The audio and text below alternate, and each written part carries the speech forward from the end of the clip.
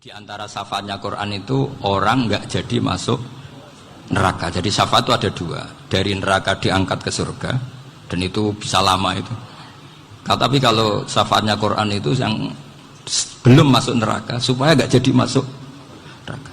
Karena neraka juga punya aturan, dia juga kena aturan fikih. Jadi, betul ini, saya ada guyon. Jadi kena konstitusi apa? Fikih. Sama tak ceritani syafaatnya Quran itu ada orang itu beling itu fasik. Itu dihafal surat Tabarok. Hafal betul. Tabarakalladzi biyadihil mulku wa huwa ala kulli syai'in qadir alladzi khalaqal mauta wal hayata. Pertanyaannya gini, boleh enggak orang menginjek surat Baqarah? Boleh enggak? Enggak. Padahal orang hafal Quran itu artinya ayat itu ada di hatinya. Fa inna wa ta'ala la yu'adzibu qalban wa al-Qur'ana.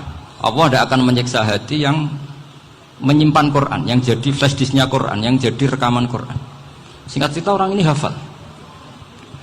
Pas ketemu Mungkar Nakir prosedur kan, ini orang fasik mau diantemin sama Mungkar Nakir. Prosedur ya, dia kan prosedur standar. Si surat Tabarok akhirnya menjelma jadi seseorang yang gagah berani. Kamu nggak boleh nyiksa orang ini. Saya ini kalamullah. Kalau kamu nyiksa dia berarti nyiksa saya. Kamu berani sama kalamullah. Wah ya tidak berani jadi Mungkar Nakir. Tapi orang itu nakal, harus saya gebukin. Tapi kata Quran tadi, tapi saya di situ pasti kena saya. Oh debat, nggak ada lajnahnya ini nggak ikut. Kalau Gus Wirjon ikut jadi lajnah. Kalau jadi lajnah pasti kroninan. Kalau santrinya dimenangkan nanti. Akhirnya debat. Ya sudah kita ketemu Allah. Akhirnya Mungkar Nakir sama Quran tadi surat Tabarok datang sowan sama Allah. Terus kata Allah, memangnya kenapa Mungkar Nakir? Saya harus nyiksa dia karena dia fasik ya Allah. Memangnya kenapa surat Tabarok? Saya ada di situ. Menurut aturan orang tuh nggak boleh injak-injak Quran. Kalau dia nutuk saya, nutuk Quran, itu harus dikasih tahu fikihnya Mungkar Nakir. Akhirnya Allah ngendikan gini ke surat Tabarok. Ya sudah terserah kamu. Kalau terserah kula Gusti, Mungkar Nakir nggak boleh nyentuh orang ini. Ya sudah selamat. Sehingga terus itu sama baca di termasuk mujizatnya surat Tabarok di tafsir Ibnu Katsir banyak. Karena tadi logikanya malaikat itu juga kena aturan fikih. Sehingga banyak ulama termasuk Said Muhammad ngendikan pertanyaan Mungkar Nakir itu tidak semua orang kena. Kalau semua orang kena nanti kalau tanya Nabi Muhammad, waman nabiyuka? Kacau kan jawabnya. Nabi kamu siapa? Lu saya ini nabi. Ya kan? Lah nanti kalau pas ketemu Nabi Ibrahim, waman abuka? Jadi repot kan? Makanya ada kiai yang guyon kalau ditanya, "Marabbuka?" Saya ini guru tauhid sembrono. Saya ini ngajar Ummul Barohin, kamu tanya Marabbuka. Masyhur itu keramatnya Imam Malik itu. Ada Ashabu Malik, rajulun min ashabi Malik. Beliau ditanya Mungkar Nakir, "Marabbuka manabiuka?" Imam Malik datang, ini seumur-umurnya itu ngajar tauhid. Kamu bedai nggak sopan kamu. Dan kita berharap barokah sampean ngaji nanti itu. Yes. Malaikat itu anak sungkane gitu. Jadi itu. Dan saya meskipun guyon itu serius. Bedanya orang alim sama ndak itu di situ. Kalau orang alim itu guyon itu masih bener, masih serius. Coba saya bacakan ayatnya. Ala inna auliya Allahi la khaufun alaihim wa lahum yahzanun.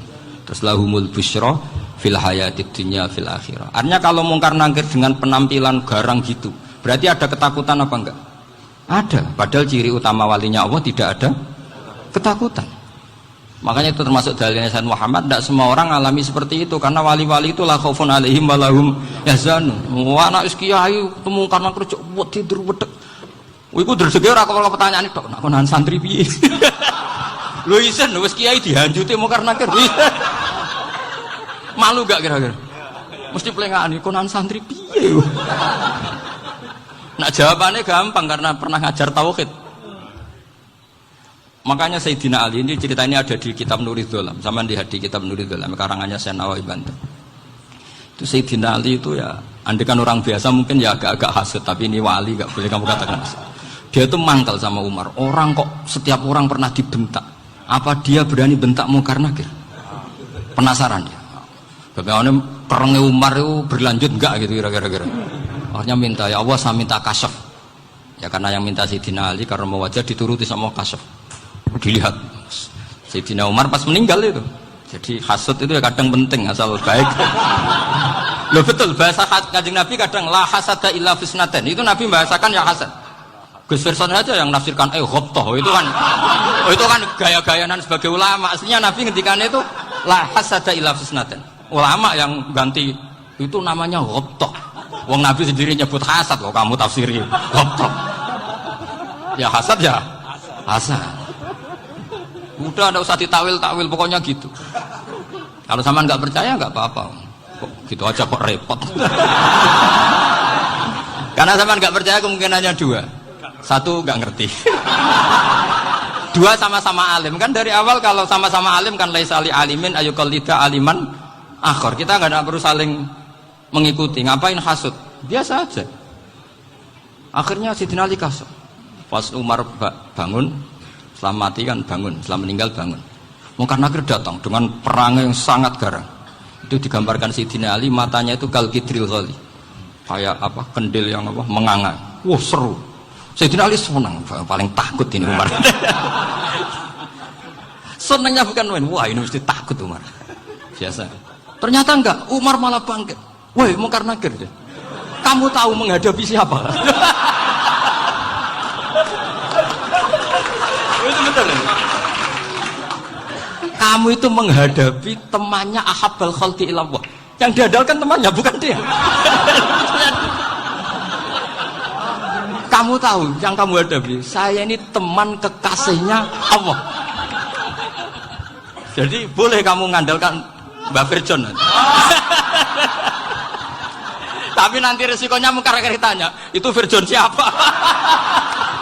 Wah itu masalah kan. Makanya syaratnya wali itu harus ma'rufun fis sama. Di langit sudah populer. Makanya dulu ada orang yang saking seninya Abdul Qadir ditanya apa saja jamnya Abdul Qadir Al-Jilani. Itu aman karena beliau populer. Makanya program kita harus populer dulu di langit. Oh, itu nanti kalau dicatut oleh santri-santri nggak apa-apa. Kalau nggak populer nanti dicatat, itu siapa? Masalah ini. Umar itu yang dibanggakan itu, kamu tahu saya siapa? Ya enggak tahu. Saya ini temannya kekasihnya Allah. Temannya Muhammad. Iya, Muhammad Rasul. Wah, mikir waduh. Repot. Loh di dunia aja gitu kan temannya presiden, temannya panglima, apalagi ini temannya Sayyidul Awalin wal Akhirin. Di dunia aja bilang temannya presiden, menteri orang sudah takut, apalagi ini temannya Sayyidul Awalin. Yang karena terus konfirmasi sama Allah, gimana ya Allah ini ngadepi. Sebetulnya yang diandalkan itu temannya, bukan dia. Wah, akhirnya sama Allah dibilang, ya bu, ya sama seorang seperti itu bu yang sopan.